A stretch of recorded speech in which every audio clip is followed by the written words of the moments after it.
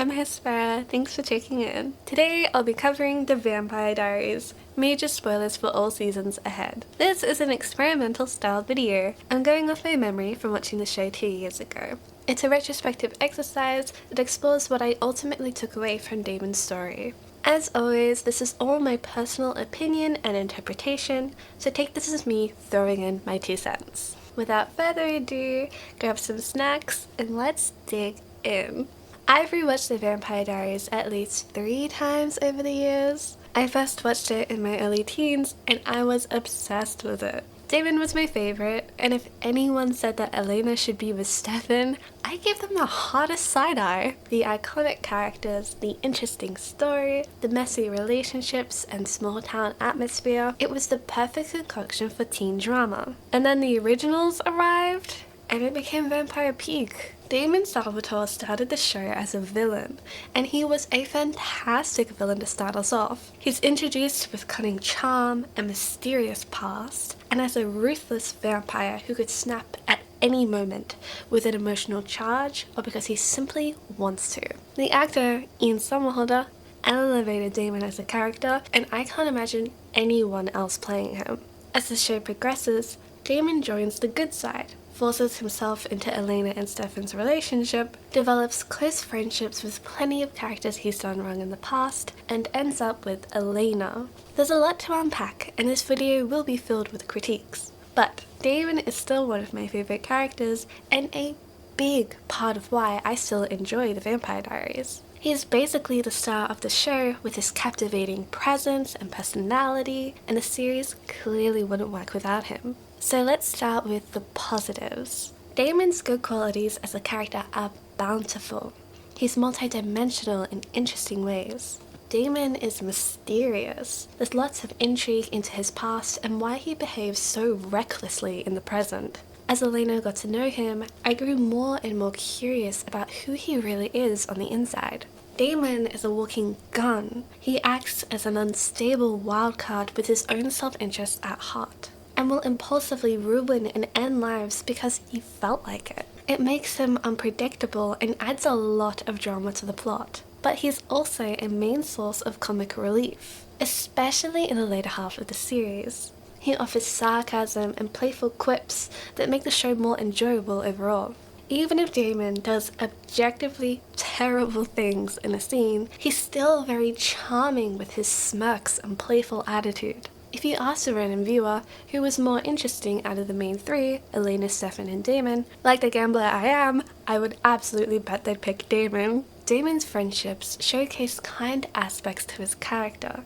They're often complicated but incredibly heartwarming pieces of the show. To go over a few, Liz and Damon are like family during the series. Their friendship is so wholesome. Their relationship serves as the first look into the softer side of Damon. Even though he turned Alaric's wife into a vampire and also treated Alaric very poorly several times, they slowly formed an unlikely close brotherhood and shared drinks together. Their scenes together felt grounding and were nice breathers in the midst of chaos. When they quarrel in the series, it brings a lot of turmoil as we've become invested in their friendship. Enzo and Damon's bond together was a light in the dark, and then he literally ditched Enzo in a horrifying prison. God, that was terrible of him. Despite this, somehow they became a fun duo that matched each other's energy in action.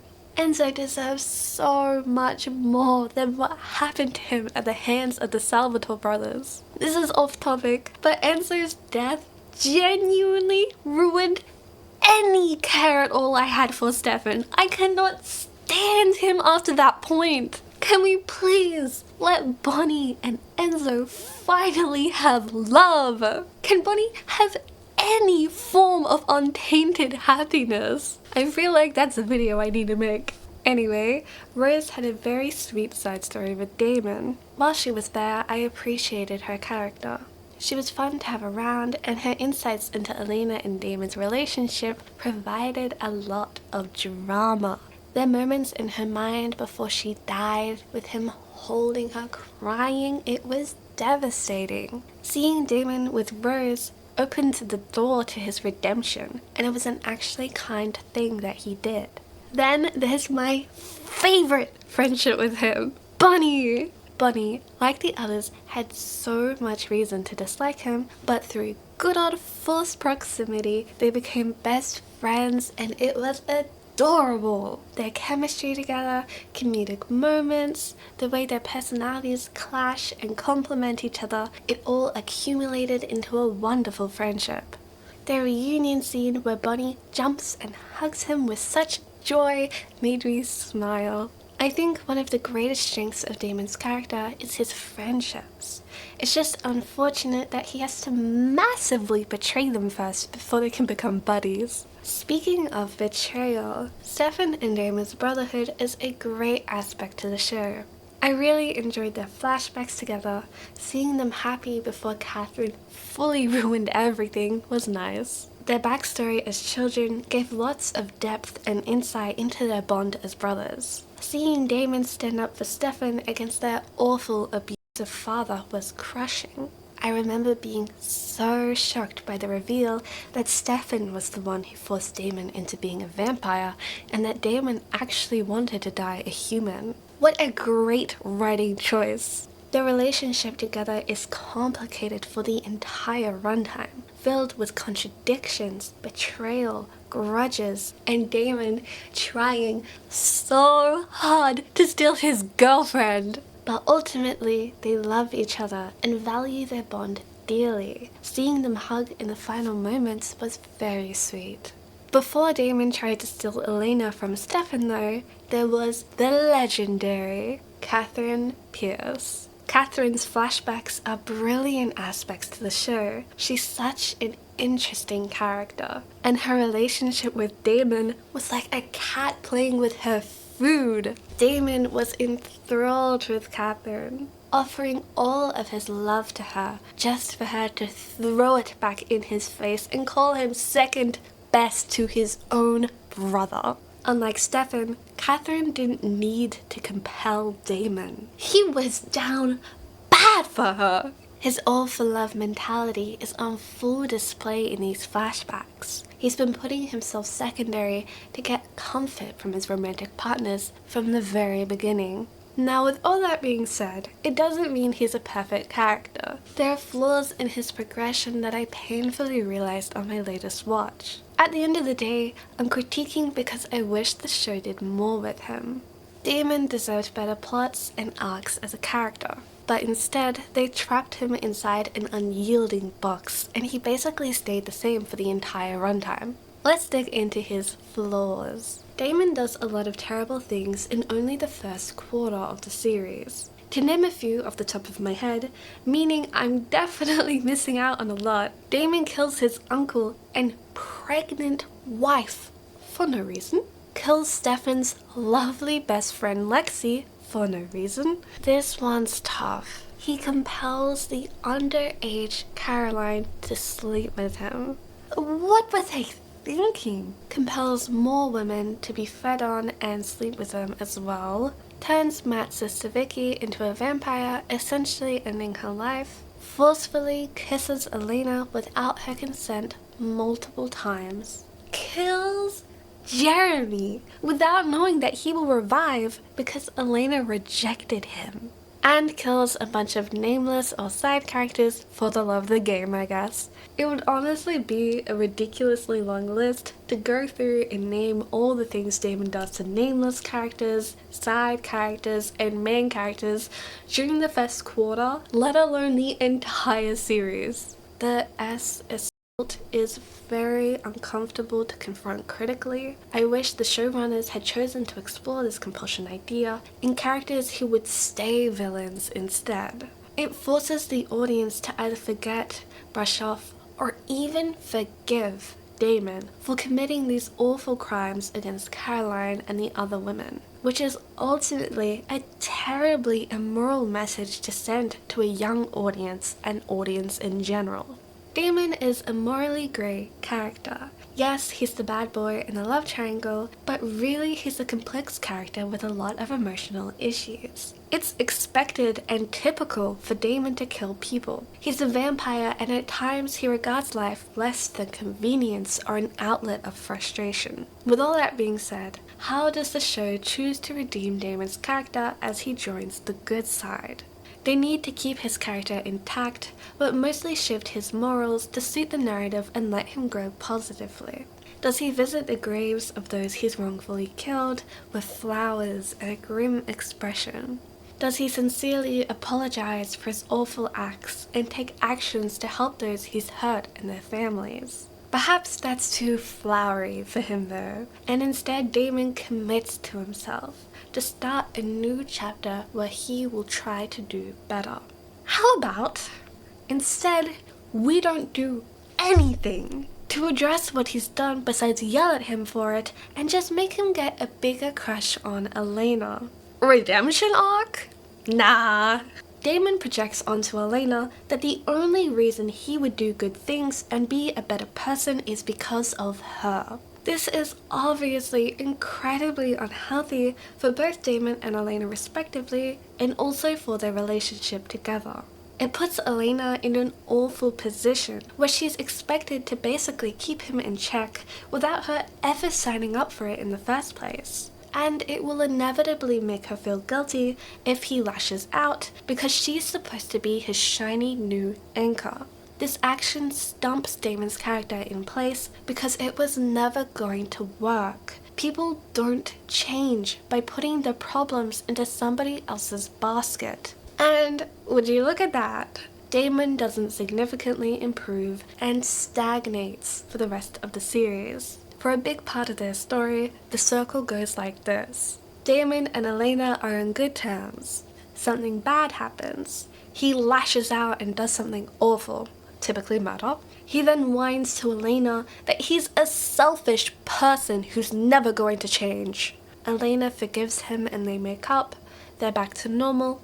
Repeat. And repeat. Unfortunately, Damon's character doesn't stand on his own. He's secondary to Elena. He relies on her to feel better instead of actually putting in the work to improve by himself, and it ruins his character development in the process. I get the emotional idea behind this. The trope of he's a bad boy who will only do nice things for her. I destroy the world for you, etc. It's supposed to be romantic. But he isn't doing many kind things for Elena.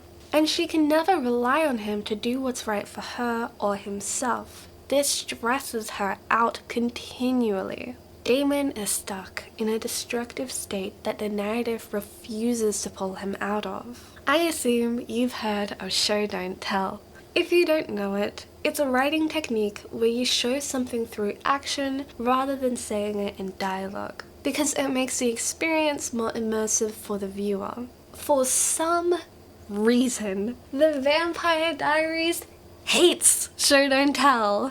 If I have to hear Damon or another character call him selfish one more time, I'm going to lose it. Selfish, selfish, selfish, selfish, selfish. Stop saying it. I know he's selfish. I want a counter of how many times this word is used because I was tweaking the last time I watched the series. It is the exact same with Elijah being called moral in the Vampire Diaries and the originals. Moral, he's the moral brother. You know Elijah, he's so moral, blah blah blah. I don't need to hear it. With Elijah, it's honestly even funnier because he isn't even that moral. He is a mass murderer. When I first watched the show, I was 100% shipping Damon and Elena. As far as I was aware, they were ideal romance. Damon and Elena are meant to be shipped. The show basically asks you to. In case you don't know what shipping is, it's putting two characters together that you want to be in a relationship.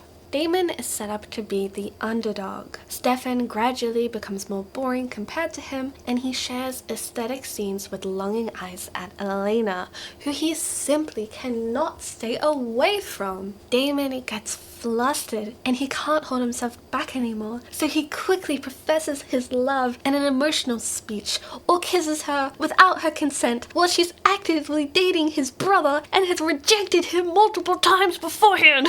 But the show displays this through rose-colored lenses and rising music, and suddenly it becomes a big romantic moment. Because of course it's fine. Elena's obviously going to choose him because they have physical chemistry together.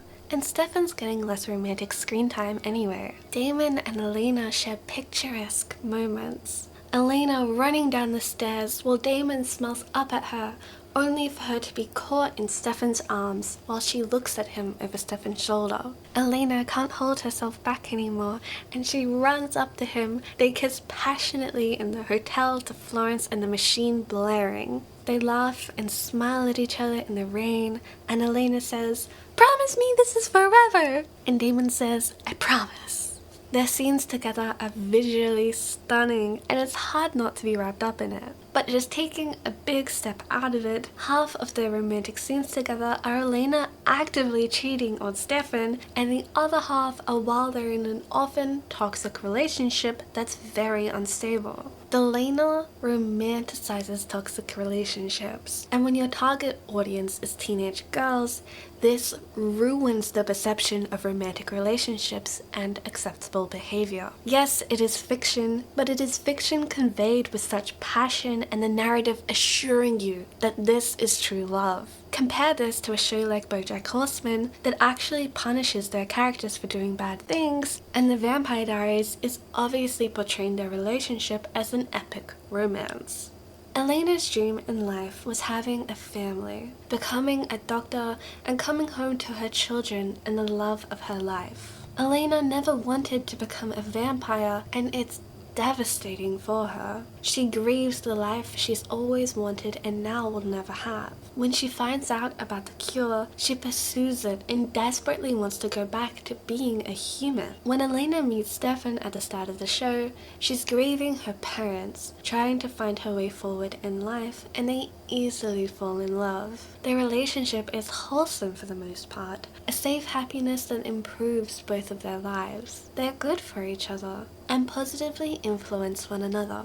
Stefan respects her dearly, and Elena deeply cares about him. It's not even like their relationship is boring, they have great chemistry and beautiful scenes. There's also a lot of room for character and relationship arcs, like Elena trying to be supportive during Stefan relapsing as the Ripper. Their relationship was by no means perfect, however, they were far more healthy than Delena ever was. Damon chooses to pursue Elena, fully knowing she is dating his brother who sincerely loves her, and fully knowing she loves being human, wants to have a family, and that this is also Stefan's lost dream. On the other hand, Damon doesn't organically want to be human or have a family. He loves being a vampire. And when Elena asks him to take the cure with her, he initially lashes out at her for it and imagines himself being miserable in that life with her. He is also the reason why her dream life is taken from her, because he,